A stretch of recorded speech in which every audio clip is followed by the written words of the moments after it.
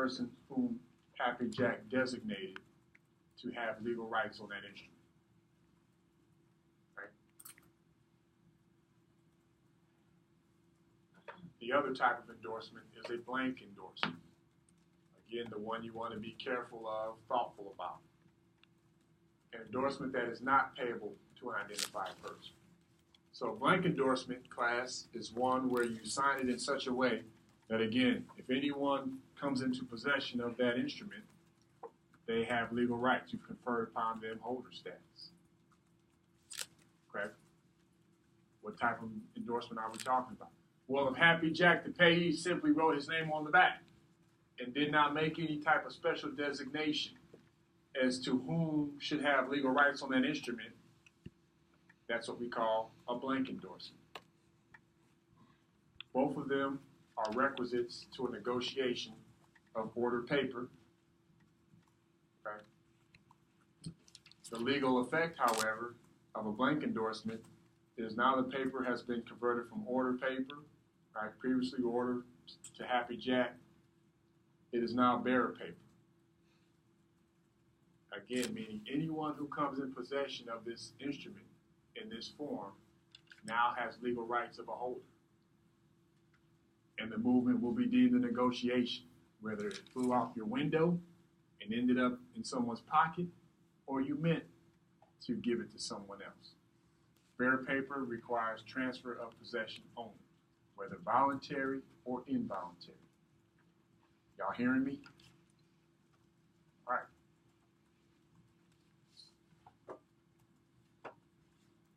All right, so to summarize, right, if we've got bearer paper, transfer of possession only is what's required for negotiation, conferring holder status to the person in possession. Okay? If we have order paper, we need that transfer of possession, but we need an interim step, and we need a proper endorsement, whether it be blank or special.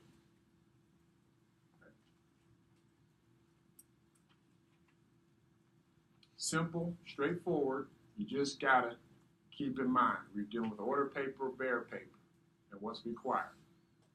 And then we gotta make sure if we're dealing with order paper, did the person to whom the instrument was payable, did they endorse it properly? Okay, those things are present and we have executed or proper negotiation has been executed. All right, straightforward. It's technical, but it needs to happen. We'll see some cases where that technicality was overlooked and has significant financial ramifications. Because you cannot claim holder due course status if you can't get to that interim step of being a holder. You can't get to an interim step of being a holder if this interim step has not been properly executed. Right. All right. So let's get time for a quick break, right? So, like I said, I'm tired, so we don't have an overly illustrative slideshow, but just some interesting observations. I'm sure some of you all may have made as well. Okay. Well, this is not an observation. Yeah, this is just something that I enjoy seeing. I feel bad I'm hating on my former Michigan grad. I don't know, I'm just feeling like, I'm just feeling that way. I can't explain it, but yeah, it's that whole, I'm being a hater. I recognize that. I'm very self-aware about that. But I'm feeling how I'm feeling. All right, fandom is not always a logical thing. So Brady just got smacked around all day. It was just kind of fun to see that. I'm not used to seeing that. All right, usually, no matter what kind of shortcomings they have, injuries, whatever, they always figure out a way. So it's fun to see that yesterday they just had no answer. And Brady was, he was getting smacked around pretty good. Also, interesting, 2 ex-Cowboys are now going to the Super Bowl. All right, Wade Phillips, our former head coach, and DeMarcus Ware, who was all over Brady, by the way, caused him some fits. So I don't know how y'all feel about that, but I'm happy for both of them. All right, both are good guys. Still getting my arms around Wade Phillips being the defensive genius that he is, but he's a pretty good defensive coordinator, as the Patriots found out firsthand yesterday. All right. So the combination of Wade Phillips and defensive personnel got it done yesterday.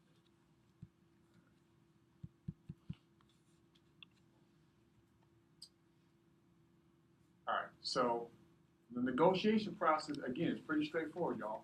You just got to follow the bouncing ball. Order paper, bearer paper, what do we have? If it's bearer paper, then all we need is transfer of possession. If it's order paper, we need a proper endorsement plus transfer of possession. Okay? So let's talk about this coveted status that we've been alluding to and referring to for a while now. So for the next few classes, we're going to dial in on what it means to be a holder in due course. Okay?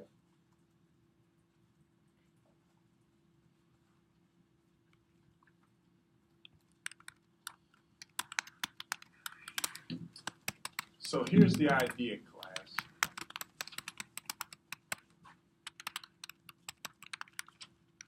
The conceptual idea of a holder in due course, right? So what the legal implications of this?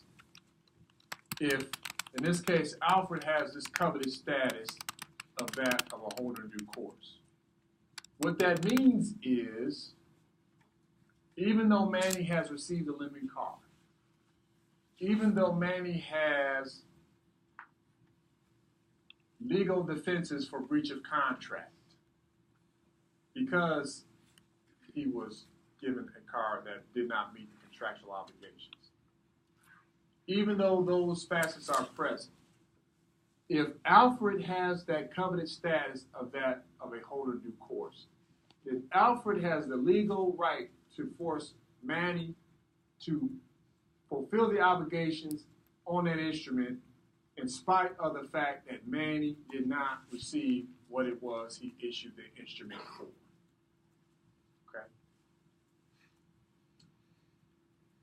So the question is, how must this person be situated legally in order to receive such coveted legal status, to receive payment for an instrument where the maker did not receive that for which he issued the instrument? So in order for Alfred to have such status, class, certain things have to be present. Okay? The first thing that has to be present is Alfred has to be deemed to have paid value. Okay? In other words, Alfred has to have come out of his pocket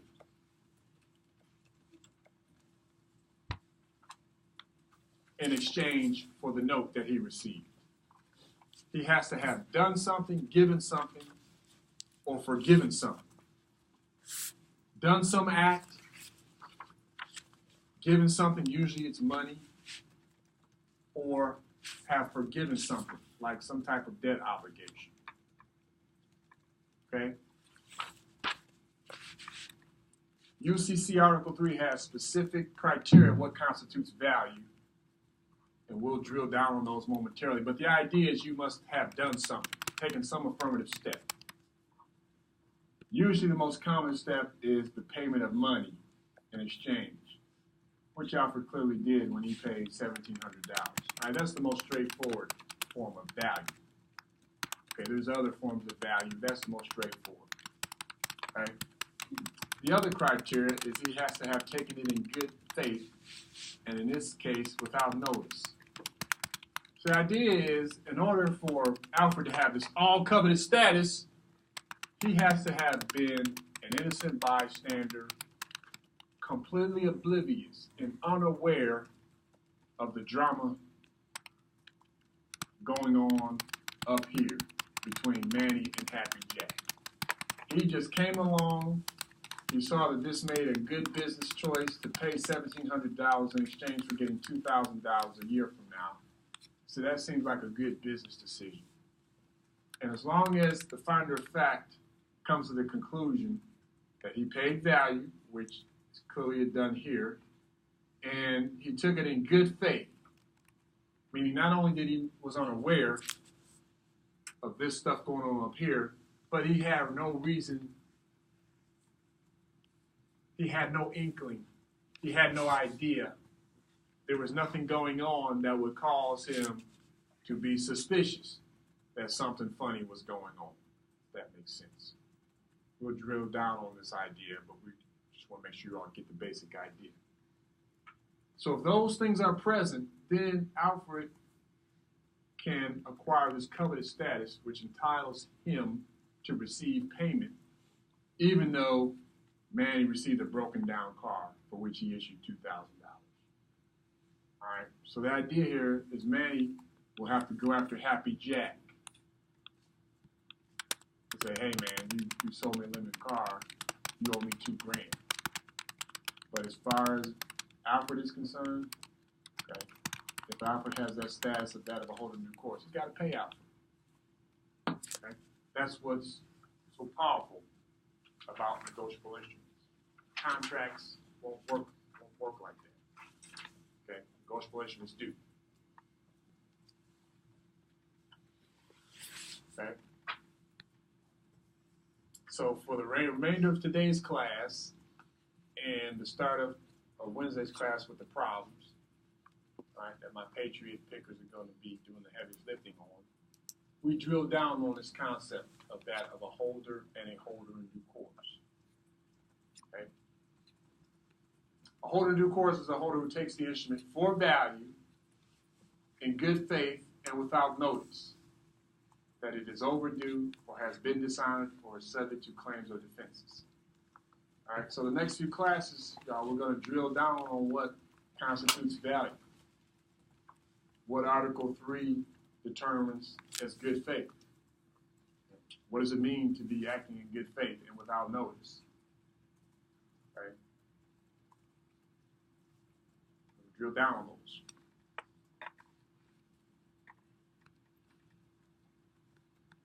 And again, the legal implications of such is this.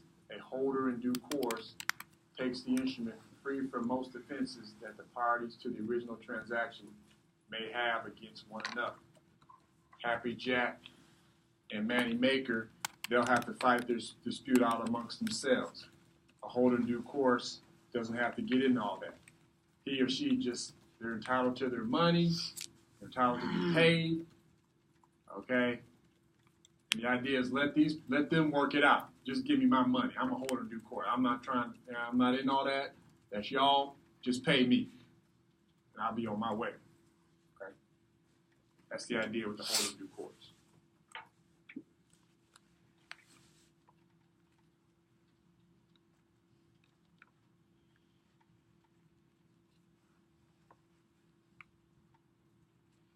All right, so I keep repeating this because that's what sinks in after a while. All right, just keep hearing it, keep coming at you with it. All right.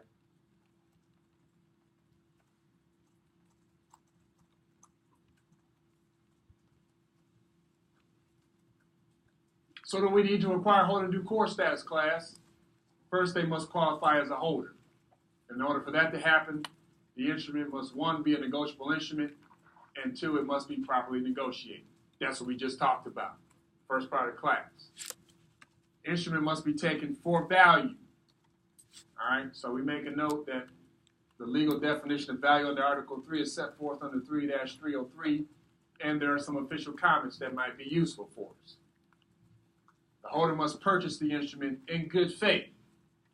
All right, we need to get our arms around what that means. Okay, we're going to read some cases on that.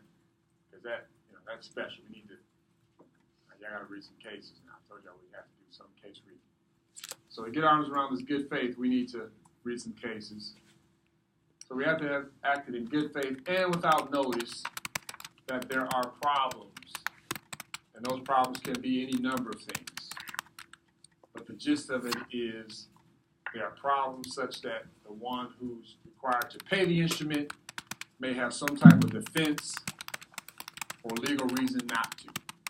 If the one who's seeking payment has wind of that, is aware of that prior to him or her paying value, then their ability to establish themselves as a holder of due course is compromised.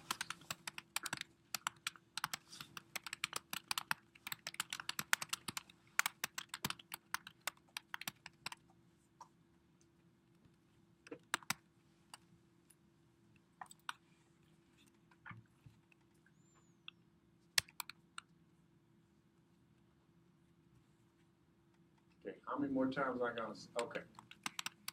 All right, so keep coming. All right, so, class.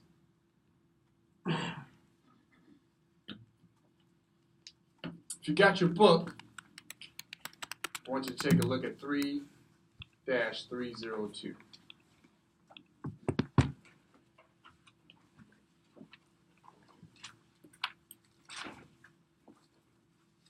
(3-302).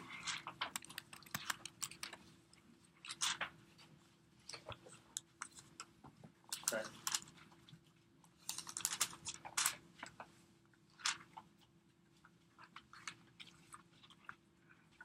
Let's make sure we understand this. All right, so 3-302 class is the provision that lays out the prerequisites for establishing one as a holder of due course. Okay. Subject to subsection C in 3-106D, holder in due course means the holder of an instrument. Okay, so prerequisite is you have to, holder status has to have been conferred. If the instrument, when issued or negotiated to the holder, first does not bear such apparent evidence of forgery or alteration. In other words, when you get it, it can't look like someone forged either a maker or drawer signature, or that it was ripped up and put back together, or different color ink, like someone may have switched the payee or the amount. Okay, if those things are apparent when you received it, that compromises your ability to establish yourself as a holder in due course. All right, if you have apparent evidence of forgery or alteration, or it's not otherwise so irregular or incomplete as to call into question its authenticity. So we need that. What else do we need? All right, we need these things we just told you about. Can't be from, right, has to pay value, have taken it in good faith, without notice of all these things specified in the statute, class. Without notice that the instrument is overdue, has been dishonored, that there is an unpure default with respect to payment. Okay, you all can read, you all get the idea. I just want you all to know where that stuff is, because those are the things, those are the elements. Those are the things where bar examiner or law professor may test your alertness to. All right, any number of those things.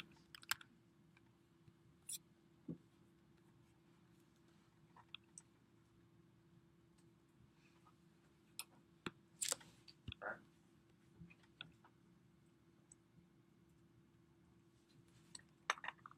So let's look at some examples. All right, I think we've got some class participation coming up too. All right, so let's look at this facet that the document must look okay. All right, so again, the idea is when you receive it, class, it can't be ripped up and taped back together. All right, can't have numbers crossed out with new numbers crossed in. Can't have different color ink. All right. Instrument does not bear such evidence of forgery or alteration, or is not otherwise so irregular or incomplete as to call its authenticity into question. Okay, so, right, some examples. Henry obtains a promissory note which has obvious erasers and which has been taped back together after being ripped into dozens of pieces. Okay, that don't look right. All right, that's telling the recipient, all right, something went on, or something may have gone on, and the person obligated to pay this note may not want this note to be paid for some reason. All right, ripped up, maybe they ripped it up, put it in the trash, somebody came along, found it, taped it back together, and now is trying to receive payment for it. All right, if that's parent present and it's apparent, Henry's ability to claim holding due course status would be severely compromised in that situation. All right. What else? Holder pays value. All right. Again, our examiners like to get on you with this value stuff. Again, you got to do something, give something, or forgive something. If you just planned to do it, intended to do it, but did not follow through, you will not be deemed to have given value. And you cannot establish yourself as a holder in due course.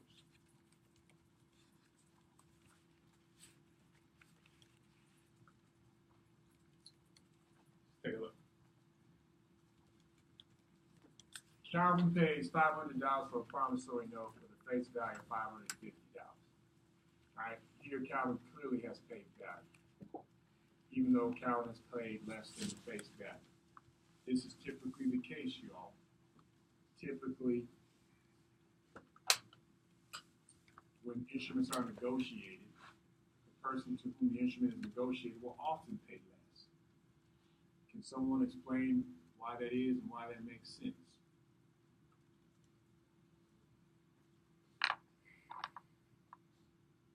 Burris? Because they're taking a certain risk, and for that risk, if it pays off, then that's you gain, and if you don't, then you lose. Risk is part of it. All right, risk is part of it because any number of things can happen, right? I mean, a bird in the hand is worth two in the bush. All right, so definitely. What else? Specific concept. Justin? Is there a time value of money element? Time value of money. The other part. Okay. $500 today is worth how much 12 months from now? Okay. There is a time value of money component. Okay. There's a certain value to someone, like some of y'all, if I get right, let's use a lottery since anybody played a lottery when it was $1 billion. All right, yeah, we paid it too. What the heck, right? So they give you an option where you get the lump sum payment, all right, or payout over time.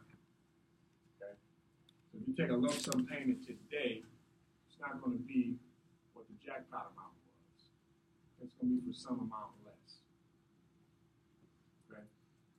So the time value of money counts, the theory behind it is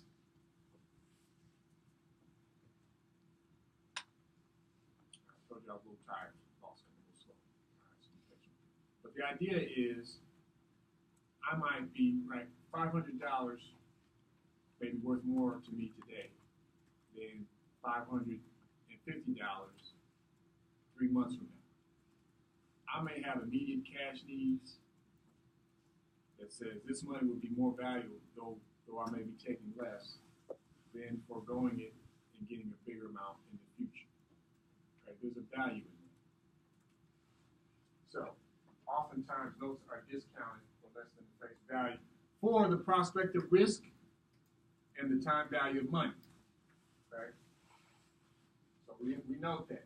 So when we see less than face value, understand that's part of the way these business transactions work because we're taking into consideration the time value of money.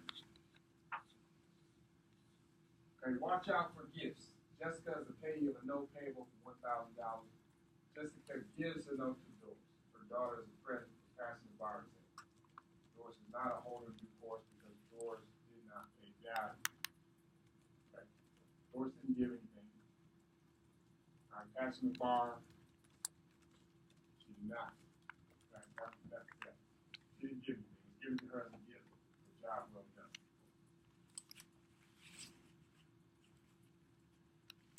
some things you want to look for. This idea of partial value, okay? Some things you want to look for. What happens when the promised performance is partially performed? So the idea is there was a value promised to pay for that instrument. You only partially performed on that promise. And in the interim, you got wind of something untoward with respect to that instrument. Okay? That can happen. Teresa agrees to pay Harold $8,000 for a note payable for $10,000. All right, face value $10,000. They agree to pay $8,000 because the note is due sometime in the future. All right, the one who negotiated says, you know what, $8,000 is worth more to me than waiting till the note matures and receiving $10,000. Okay, so Teresa agrees to pay Harold $8,000 for a note payable with a $10,000 face value. However, class, she has only paid $4,000, and then subsequently she learns that the seller breached the contract. What is the extent of Teresa's older due course rights, class? In other words, when the note comes due, how much of that note can Teresa claim that she has older due course rights for?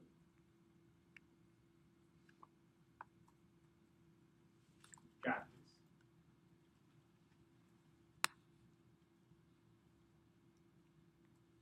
Johnson said, I'll take a stab at it.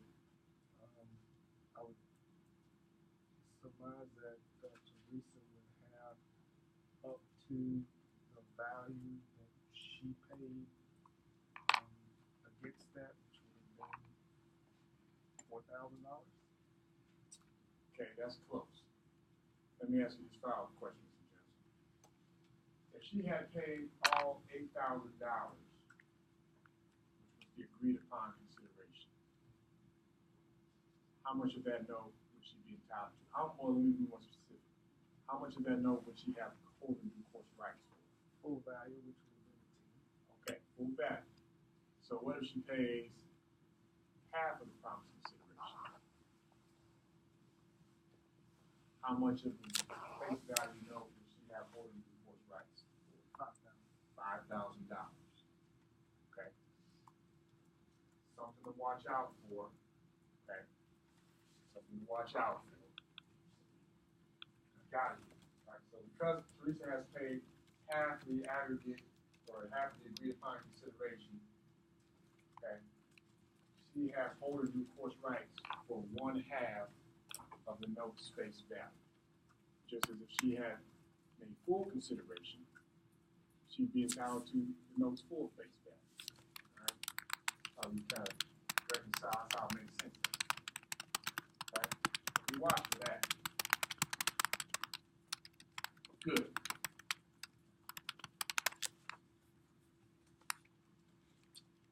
As you all will see when you do the problems, what about executory promises? Right? Those are promises made but not acted upon. Right? Executory promises, is that what they said in contracts? Is that what they call them? Whatever, that was 2 years ago. All right. So those are those promises made, but they have not been acted upon. Executory promises.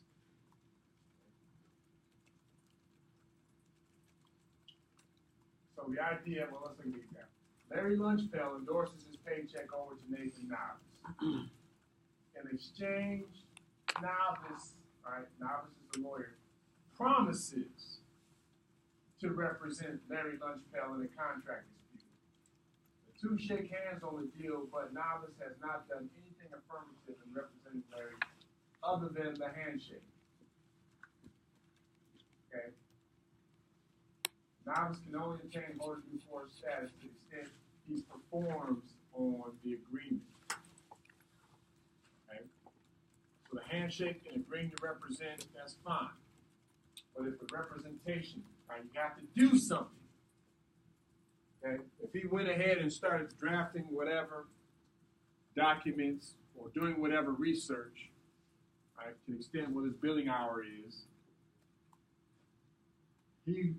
that execution on that promise, that execution on that promised work is the extent that he can claim value. All right? But since Novice has done nothing to date at this point, he has not acquired any portion of holder due course status. So the point is, the mere promise to do something, class, would not be deemed value under Article 3. See, they probably want this thing doing something for me. And let's understand the rationale of value, class.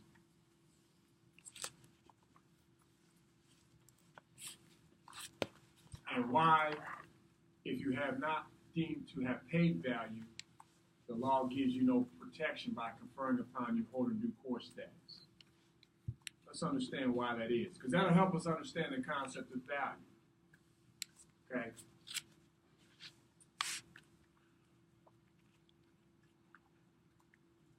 So let's look at it like this. Let's go back to Happy Jack.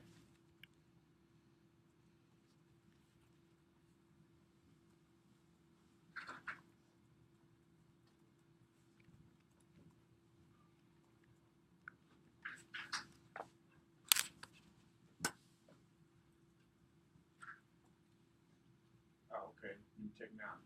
All right. Okay, so, class, Manny Maker issues a check to Happy Jack, or note. Alfred. Okay, so in our scenarios that we read, Alfred has paid value, right? He paid $1,700 for a $2,000 promissory note. But what if the note was negotiated to Happy Jack?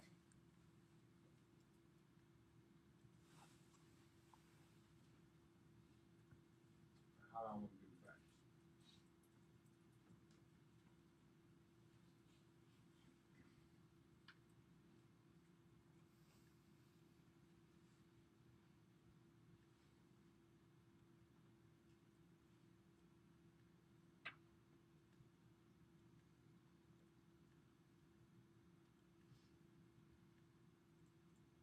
Okay, yeah, that's how. All right, let's say Happy Jack has a note. Okay, notice issued to Happy Jack. Car breaks down. Happy Jack goes to Alfred and says, "Hey, Alfred, hey, I got this $2,000 promissory note. Hey, car's broken down, but you may, take it for what it's worth. You may get payment, you may not." And he transfers the instrument to Alfred. Okay.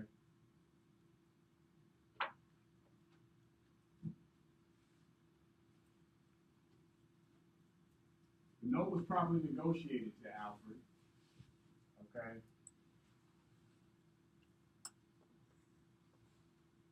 I'm thinking slow today. All right. Manny Maker sues. Why is it appropriate to not provide Alfred for any remedy, class? It's obvious, state the obvious. First, Notice. He's given notice he's given notice that there was a problem. that there was a problem. And said, therefore, he never paid. Okay, hold on, one more thing I want to do. To try and illustrate. Okay, let's say Happy Jack said, the car broke down, but good luck. All right? So Alfred's been informed, and then so Alfred gives him $200 for it.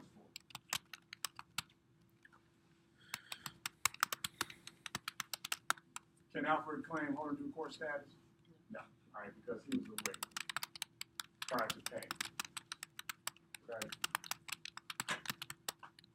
And if Alfred had never paid anything, class, the reason why it's appropriate not to give him holder due course status is because he's not out anything. All right? He never paid anything. So his remedy is simply not to give Happy Jack any money.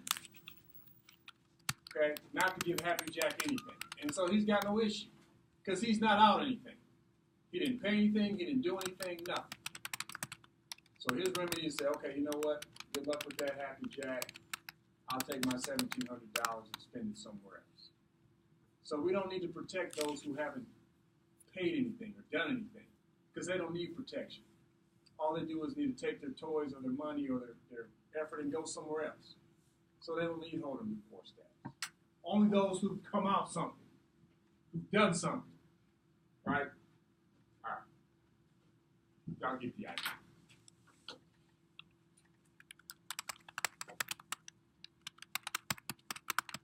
All right, let's talk about this element of good faith. Okay, and this is the stuff we're going to need to look at some case law on. All right, we're just touching on it now. All right.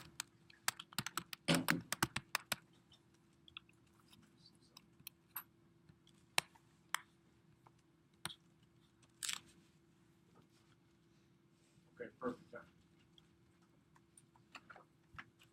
Okay, so this is our next to last slide. All right, so class, with good faith,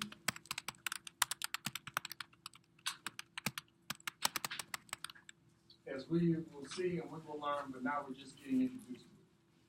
So what's required in good faith? All right, so the holder has to, all right, holder was acting honestly in the conduct of the transaction involved.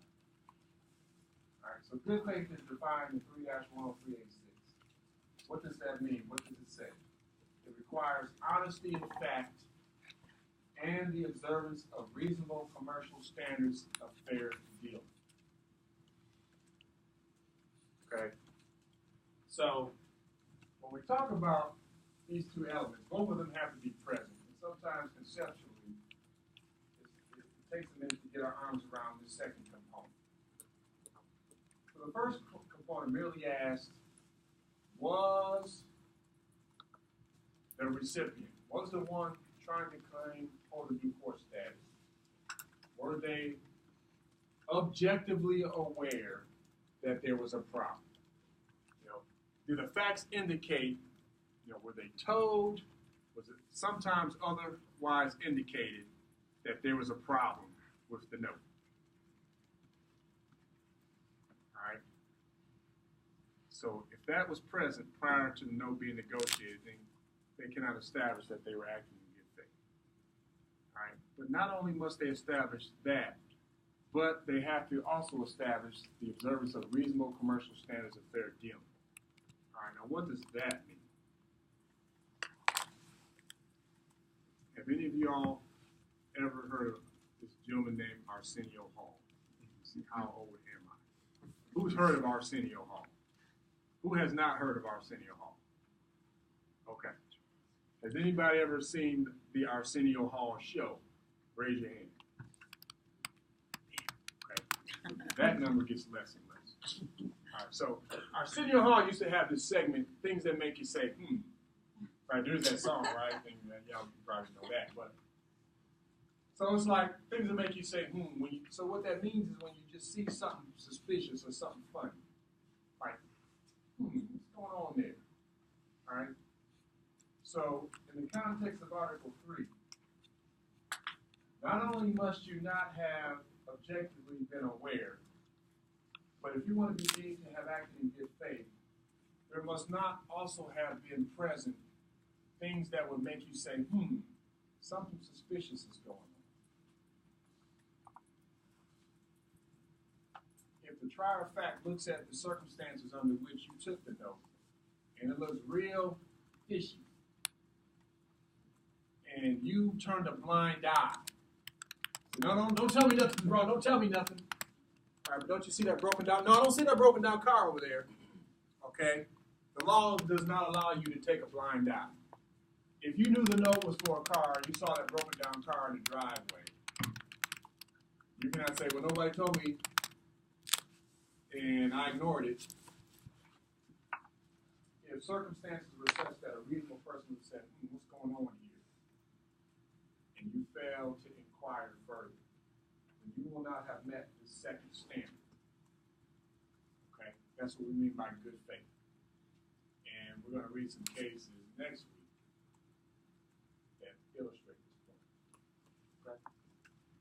as we close up shop today, okay, the starting point, right?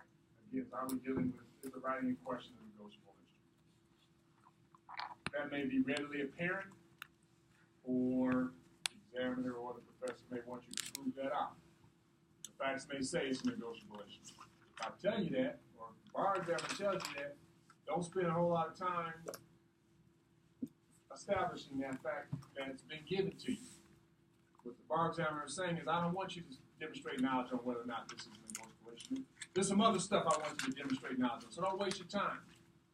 That's what he or she is telling you all. So the starting point is whether or not we have a negotiable instrument. Then we got to look at whether or not there was a proper negotiation. Because those are prerequisites to establishing this covenant status of that of a holder in due course. Okay? And those are the elements and the things that we look through in 3302. Those are the things you're going to work through with the problem starting on Wednesday with those who selected the New England Patriots as Super Bowl champs. All right? So we'll stop there, and I'll see you all on Wednesday.